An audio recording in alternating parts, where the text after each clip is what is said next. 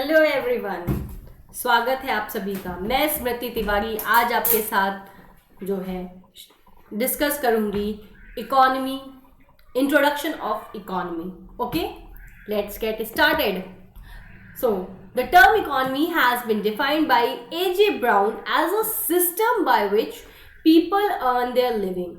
ठीक है, इकोनॉमी की डेफिनेशन A.J. ब्राउन ने क्या दिया है? A.J. ब्राउन सर ने इकोनॉमी की डेफिनेशन दिया है कि एक ऐसा सिस्टम जहाँ पे लोग अपने जीने के लिए, अपने रोजमर्रा की जिंदगी को जीने के लिए अर्न कर सके, वैसा सिस्टम।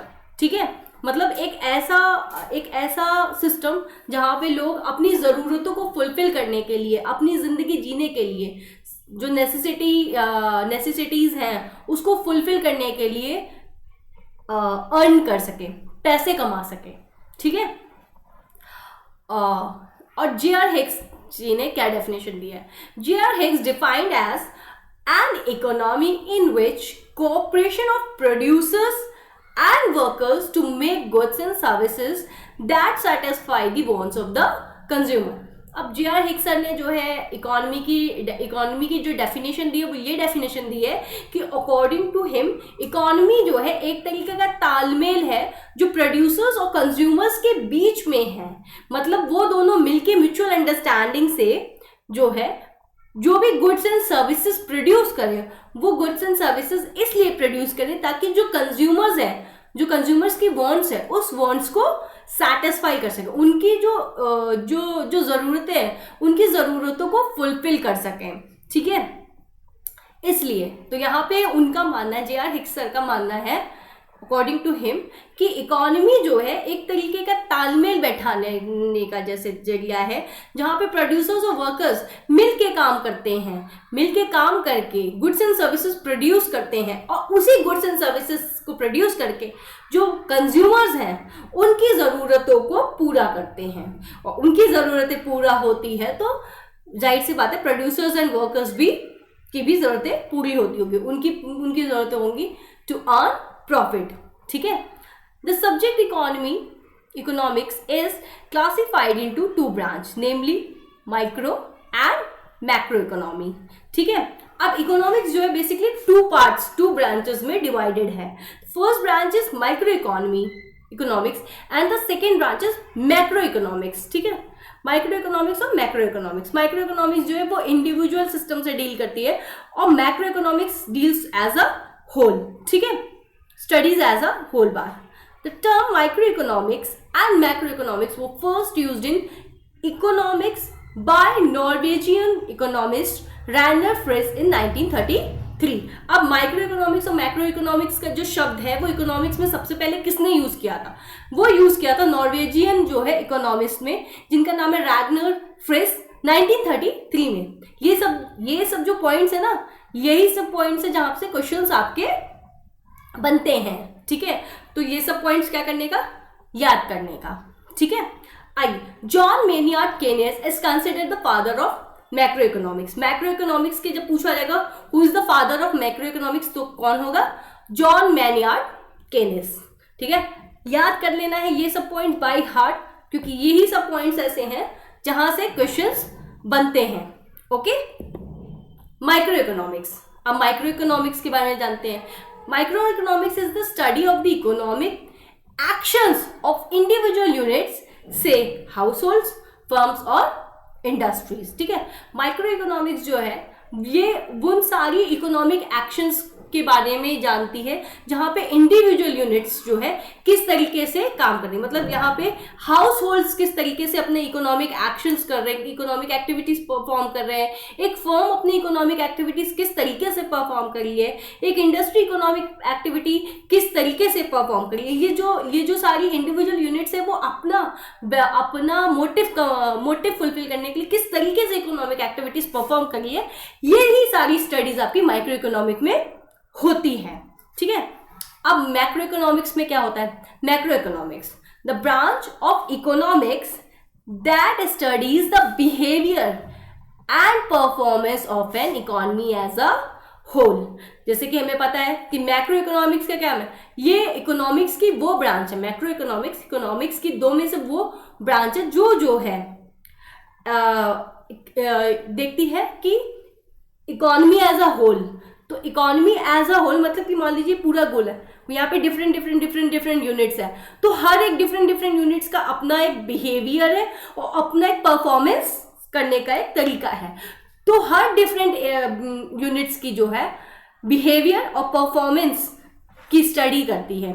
हर डिफरेंट यूनिट्स एक पूरी इकोनॉमी में जो several types of different units है, तो हर यूनिट्स का बिहेवियर और परफॉर्मेंस किस तरीके से है, किस तरीके से वो अपनी इकोनॉमिक एक्टिविटीज परफॉर्म करते हैं टू फुलफिल देयर मोटिव, इस बारे में जो है मैक्रो इकोनॉमिक्स डील करता है।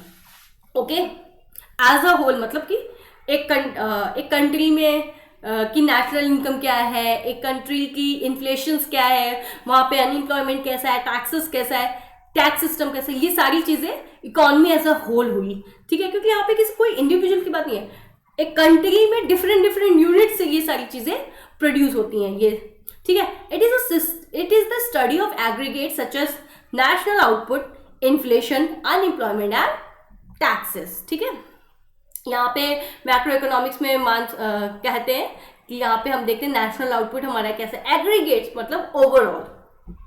Okay, the general theory of employment, interest and money publish by Keynes is the basis of modern micro economics. ठीक है, अब यहाँ पे माइक्रो इकोनॉमिक्स जो है, जो भी जनरल थ्योरी दी गई है केनिस के द्वारा मॉडर्न माइक्रो इकोनॉमिक्स में, general theory of employment, interest and money, जो कि केनिस ने मॉडर्न माइक्रो इकोनॉमिक्स में पब्लिश की है, ये सारी भी बातें जो है होती है मैक्रो इकोनॉमिक्स में होती है।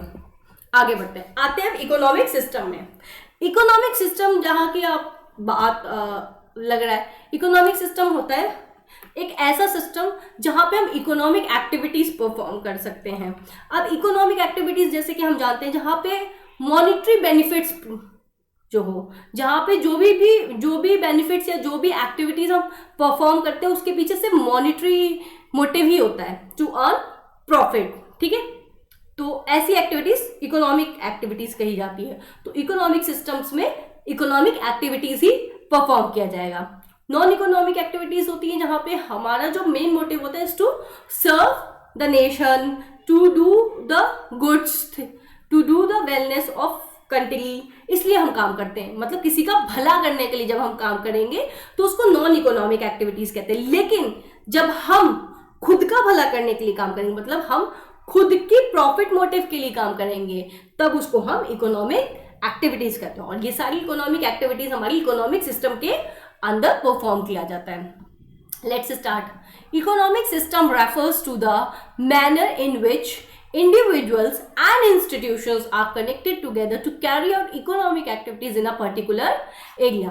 ठीक है, यहाँ पे इकोनॉमिक सिस्टम की बात किया जाए तो इकोनॉमिक सिस्टम जो है एक इस तरीके का तालमेल बैठाया जाता है जहाँ पे एक इंडिविजुअल और इंस्टीट्यूशंस एक साथ मिलके जो है किसी एक पर्टिकुलर एरिया पे एक ऐसा इकोनॉमिक एक्टिविटीज परफॉर्म करते हैं ताकि उनका जो मोटिव है वो फुलफिल हो जाए। उनका मोटिव क्या होगा, टू अर्न प्रॉफिट। ठीक है, इसलिए it is the methodology of doing economic activities. जैसे मैंने बोला ना, इकोनॉमिक सिस्टम का क्या है कि इकोनॉमिक सिस्टम के अंदर सिर्फ और सिर्फ इकोनॉमिक एक्टिविटीज ही परफॉर्म होगी, यहाँ पे नॉन इकोनॉमिक एक्टिविटीज परफॉर्म नहीं होगी। तो कभी भी आप इस बात में कंफ्यूज मत होइएगा कि नॉन इकोनॉमिक एक्टिविटीज होती है भला करना, किसी की भलाई के लिए। जैसे अपने देश के भलाई के लिए कोई काम कर रहे हैं, वो नॉन इकोनॉमिक एक्टिविटीज है, तो वो इकोनॉमिक सिस्टम में नहीं आएगी। ठीक है, इकोनॉमिक एक्टिविटीज जो है वो इकोनॉमिक सिस्टम के अंदर आएगी। और इकोनॉमिक एक्टिविटीज का मतलब है to earn profit, monetary terms में बेनिफिट पाने के लिए जो एक्टिविटीज परफॉर्म करते हैं, जो काम हम करते हैं, उसी को हम इकोनॉमिक एक्टिविटीज कहते हैं। ठीक है, तो इकोनॉमिक सिस्टम को जो है एक तरीके से मैथोडोलॉजी भी कहा गया है, जहां पे हम इकोनॉमिक एक्टिविटीज परफॉर्म करते हैं ताकि हम सोसाइटी की जरूरतों को पूरा कर सकें या उनकी जरूरतों से मिल सकें, to meet the needs of the society. मतलब यहाँ पे क्या है कि हम इकोनॉमिक एक्टिविटीज क्या परफॉर्म कर रहे हैं कि हम कुछ मैन्युफैक्चर कर रहे हैं, वो गुड्स एंड प्रोडक्ट्स हम इसलिए मैन्युफैक्चर कर रहे हैं ताकि हम कस्टमर्स की नीड्स को, वांट्स को फुलफिल कर सके, और उनकी नीड्स और वांट्स को हम फुलफिल करेंगे तो हम प्रॉफिट अर्न करेंगे। हमारा मेन मोटिव तो टू अर्न प्रॉफिट है, इसलिए ये इकोनॉमिक एक्टिविटीज है। फ्री में हम उनकी नीड्स को फुलफिल नहीं कर रहे हैं, या हम उनकी नीड्स को इसलिए फुलफिल नहीं करें कि उनके स्टैंडर्ड ऑफ लिविंग बढ़े, या उससे उनका वो लोग अच्छी जिंदगी जिएंगे, कस्टमर्स अच्छी जिंदगी जिए, सोसाइटी के लोग अच्छी जिंदगी जिएंगे तो हमारा देश बढ़ेगा, इसलिए नहीं कर रहे हैं। इसलिए कर रहे हैं ये एक्टिविटीज ताकि हमें मॉनिटरी फायदा हो, हमारा जो मोटिव है, प्रॉफिट मोटिव, वो फुलफिल हो, इसलिए हम ये इकोनॉमिक एक्टिविटी परफॉर्म करें, इसीलिए इसको मेथड कहा गया है। ठीक है, there are 3 major types of economic system. अब ये इकोनॉमिक सिस्टम जो होता है, जो हमने बताया, जहाँ पे हम इकोनॉमिक एक्टिविटीज परफॉर्म करते हैं ताकि हम इंडिविजुअल और इंस्टीट्यूशंस आपस में मिलके सोसाइटी की ज़रूरतों को पूरा कर सके और उनकी ज़रूरत पूरा करके अपना प्रॉफिट मोटिव अर्न कर सके। ये जो इकोनॉमिक सिस्टम, ये 3 तरीके के होते हैं। पहला कैपिटलिस्ट, दूसरा सोशलिस्ट, और तीसरा मिक्स्ड इकोनॉमी। मिक्स्ड इकोनॉमी का मतलब आप लोग समझ ही रहोगे, उस तरीके से जहां पे सोशलिस्ट और कैपिटलिस्ट दोनों मिलके काम करते हैं। ओके, तो चलिए देखते हैं कैपिटलिस्ट इकोनॉमी क्या होती है। Adam Smith is the father of capitalism. Adam Smith sir थे, बहुत बड़ा नाम है भाई Adam Smith. He is also known as the father of economics. ठीक है, तो याद कर लीजिए, एडम स्मिथ एक ऐसा वर्ड है कि जहाँ पे आप इकोनॉमिक्स पढ़ना शुरू कर रहे हैं आपको इनका नाम अक्सर सुनाई देगा, क्योंकि इनको फादर ऑफ इकोनॉमिक्स भी कहा जाता है, और यहाँ पे कैपिटलिस्ट इकोनॉमी के भी ये फादर हैं। ठीक है, तो एडम स्मिथ ने ही ये लाया था, फादर ऑफ कैपिटलिज्म। ठीक है, इसलिए उनको फादर ऑफ कैपिटलिज्म कहा जाता है। ठीक है, capitalist economy is also termed as free economy और मार्केट इकोनॉमी। कैपिटलिस्ट इकोनॉमी 2 और नाम से भी जाना जाता है, जो कि होता है फ्री इकोनॉमी और मार्केट इकोनॉमी। ओके, तो कभी ये भी ऐसा भी हो सकता है कि आपको कैपिटलिस्ट वर्ड यूज ना करके, क्योंकि कैपिटलिस्ट वर्ड एक ऐसा है जिससे आप बहुत ज्यादा फैमिलियर रहेंगे, वो ना वर्ड यूज करके आपसे फ्री इकोनॉमी और मार्केट इकोनॉमी वर्ड यूज कर लिया जाए, तो कंफ्यूज होने की जरूरत नहीं है। कैपिटलिस्ट इकोनॉमी के ही बारे में बात कर रहे हैं, ये चीज ध्यान दीजिएगा। ठीक है, तो कैपिटलिस्ट इकोनॉमी फ्री इकोनॉमी और मार्केट इकोनॉमी भी कही जाती है, जहां पे जो गवर्नमेंट का रोल है वो बहुत ही मिनिमम होता है, मतलब गवर्नमेंट का इंटरफेरेंस और गवर्नमेंट का कंट्रोल ना के बराबर माना जाता है। ठीक है, and market determines the economic activity. यहाँ पे मार्केट डिसाइड करता है कि किस तरीके की इकोनॉमी एक्टिविटी परफॉर्म करनी है, किस तरीके से सर्व करना है, मार्केट में क्या होगा, किसके लिए गुड्स बनने हैं, कैसे बनने हैं, कब बनने हैं, कितने बनने हैं, ये सारी की सारा जो कंट्रोल है वो इंडिविजुअल या प्राइवेटली ओन्ड इंस्टीट्यूशंस के हाथों में होगा। यहाँ पे गवर्नमेंट जो है कोई रोल प्ले नहीं करती है, ना के बराबर प्ले करना मतलब कोई ही रोल नहीं प्ले करती है, वो बिल्कुल भी कंट्रोल नहीं कर सकती, रूल नहीं कर सकती है, एडवाइज नहीं कर सकती है। ठीक है, तो गवर्नमेंट का इंटरफेरेंस ना के बराबर होता है कैपिटलिस्ट इकोनॉमी में।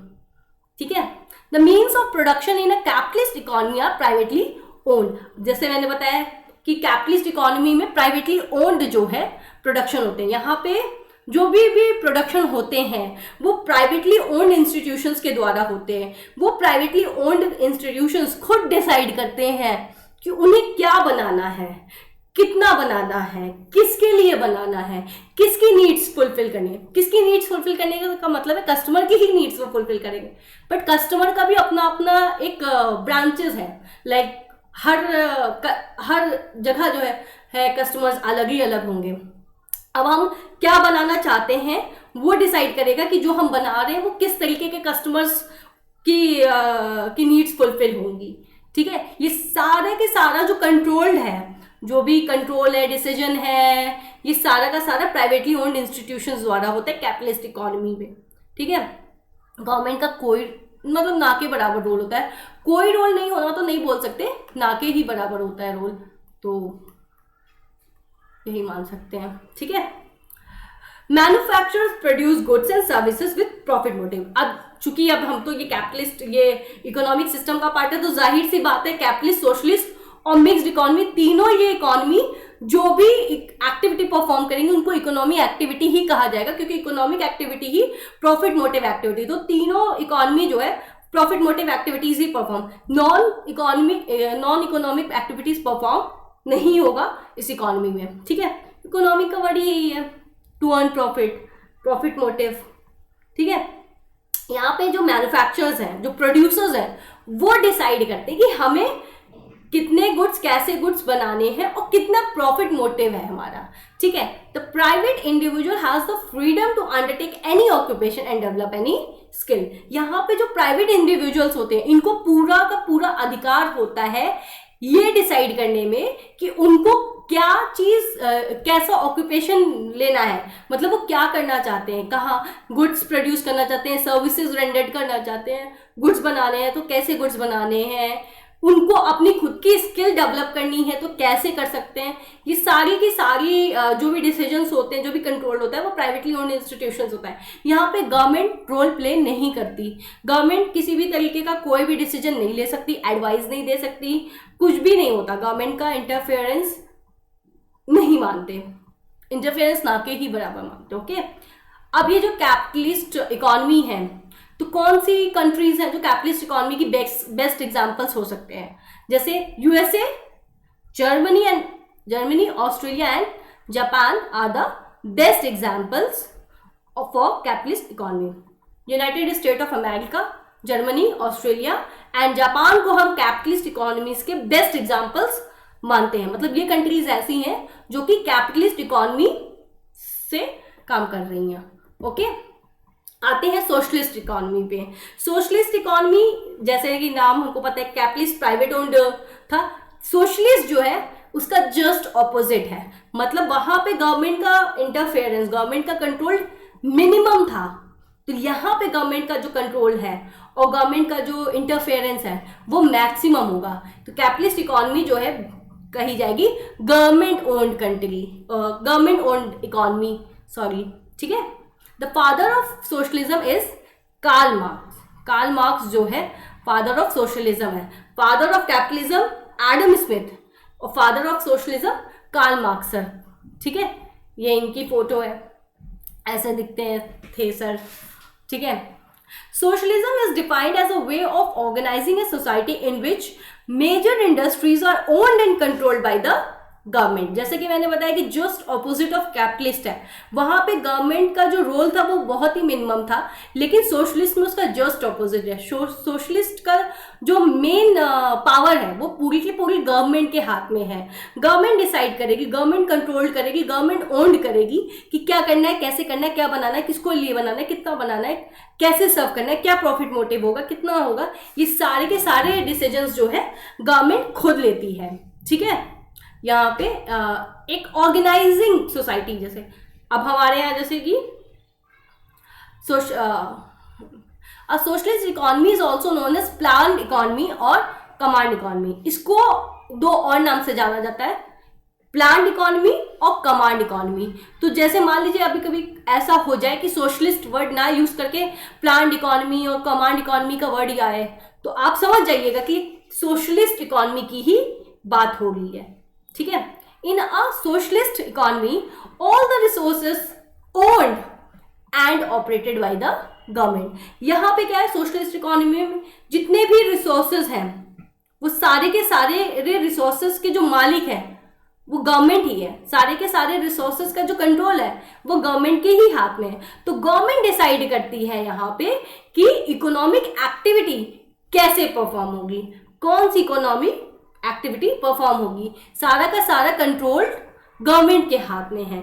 यहाँ पे गवर्नमेंट का ही इंटरफेरेंस चलता है, ठीक है। Public welfare is the main motive behind all the economic activities. अब यहाँ पे जो इकोनॉमिक एक्टिविटीज परफॉर्म होती है उस इकोनॉमिक एक्टिविटीज के पीछे जो मेन एम्बिशन होता है, जो मेन मोटिव होता है वो ये होता है पब्लिक वेलफेयर। मतलब लोगों जो समाज है, समाज का वेलफेयर करने के लिए, समाज के भले के लिए काम होता है। क्योंकि गवर्नमेंट काम कर रही है तो गवर्नमेंट को तो देखना पड़ेगा ना कि गवर्नमेंट प्रॉफिट मोटिव से तो काम कर ही नहीं सकती है। तो गवर्नमेंट जब भी काम करेगी वो पब्लिक वेलफेयर के लिए ही काम करेगी। तो यहाँ पे जो इनका मेन मोटिव है सोशलिस्ट इकोनॉमी का ये है कि हम इकोनॉमिक एक्टिविटीज इसलिए परफॉर्म करें जिससे जो है पब्लिक वेलफेयर हो, ठीक है। कैपिटलिस्ट में प्रॉफिट मोटिव के लिए था इकोनॉमिक एक्टिविटीज, पर सोशलिस्ट में पब्लिक वेलफेयर के लिए है। तो यहाँ पे प्रॉफिट मोटिव वाली बात सोचनी भी नहीं है, ठीक है। It aims at equality in the distribution of income and wealth and equal opportunity for all, ठीक है। जैसे कि मैंने बोला पब्लिक वेलफेयर की बात होगी, तो पब्लिक वेलफेयर की बातें तभी हो सकती है ना जब मेन फोकस ये हो कि जो भी हर चीज में इक्वालिटी होगी पब्लिक्स में, मतलब सबका जो डिस्ट्रीब्यूशन ऑफ इनकम है वो इक्वल होगा, वेल्थ लोगों की इक्वल होगी, और हर किसी को, जो हमारी सोसाइटी है, सोसाइटी के हर एक इंसान को, हर एक नागरिक को इक्वल अपॉर्चुनिटी मिलेगी, तभी ये पॉसिबल है कि उनका वेलफेयर हो सके, ठीक है। अब कौन कौन सी ऐसी कंट्रीज है जो सोशलिस्ट इकोनॉमी के बेस्ट एग्जांपल्स हैं? देखिए, China, Vietnam, Poland and Cuba are the examples of socialist economies. But now there are no absolute socialist economies. China, Vietnam, Poland and Cuba जो है बेस्ट एग्जांपल्स माने जाते थे सोशलिस्ट इकोनॉमीज के, लेकिन अब जो फेज चल रहा है वहां पे कोई भी ऐसा देश नहीं है जो सोशलिस्ट इकोनॉमी का बेस्ट एग्जांपल्स कहा जा सके। मतलब अब सोशलिस्ट इकोनॉमी एक ऐसी चीज है जो शायद सच में नहीं है, एग्जिस्ट करती है। मतलब गवर्नमेंट और प्राइवेटली ओन्ड माना जा सकता है या कैपिटलिस्ट माना जा सकता है, बट गवर्नमेंट अकेले रूल करे ऐसा होना बड़ा मुश्किल है। चलिए आते हैं, ये है लास्ट, मिक्स्ड इकोनॉमी,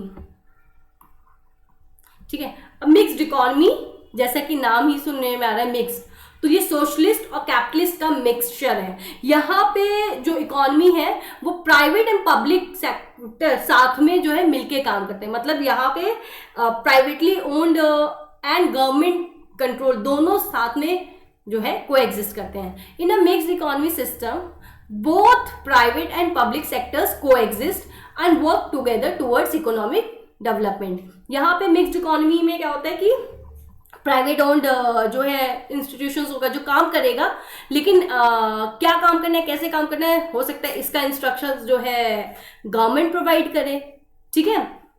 तो गवर्नमेंट का इंटरफेरेंस भी इक्वल है और प्राइवेटाइजेशन भी इक्वल ही होता है। मतलब दोनों का जो तालमेल बैठा के इनको काम करना होता है। ज्यादातर जो कंट्रीज हैं ये मिक्स्ड इकोनॉमी सिस्टम से ही चलती हैं, ठीक है। यहाँ पे ये दोनों जो है मिलके काम करती है ताकि इकोनॉमिक डेवलपमेंट हो जाए। अब चूंकि ये दोनों मिलके काम करते हैं तो यहाँ पे मोटिव जो होगा वो प्रॉफिट मोटिव और पब्लिक वेलफेयर दोनों ही होगा, ठीक है। तो यहाँ पे कोई सोचने की बात ही नहीं है। अब जब दोनों मिलके काम कर रही है, जो कैपिटलिस्ट इकोनॉमी है उनको प्रॉफिट मोटिव चाहिए था, जो सोशलिस्ट इकोनॉमी थी वो पब्लिक वेलफेयर के बारे में सोचती थी। तो अब जब दोनों मिलके काम करेंगे तो इनका फोकस होगा कि हम ये दोनों मोटिव जो है फुलफिल करें, कि हमें प्रॉफिट मोटिव भी हो और साथ ही साथ जो है पब्लिक वेलफेयर भी हो।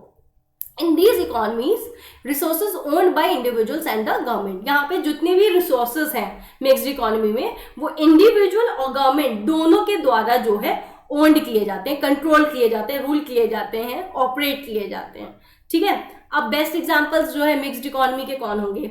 इंडिया अपना देश, इंग्लैंड, फ्रांस एंड ब्राजील, ये जो है मिक्स्ड इकोनॉमी के बेस्ट एग्जांपल्स हैं। और मिक्स्ड अगर बात किया जाए तो मिक्स्ड इकोनॉमी ऐसे बहुत सारी कंट्रीज है जो एक्चुअली में मिक्स्ड इकोनॉमी सिस्टम पे ही काम कर रही है। अब हम देखते हैं मिक्स्ड इकोनॉमी सिस्टम क्या क्या कहाँ हो सकता है। जैसे free market, good regulation, public goods, promote equality, social safety net, ये सारे जो है मिक्स्ड इकोनॉमी के कैरेक्टरिस्टिक्स बोल सकते हैं आप, या फीचर्स बोल सकते हैं। तो यहीं पे आज का लेक्चर ख़त्म होता है। फिर हम मिलेंगे दूसरे लेक्चर के साथ, तब तक के लिए थैंक यू।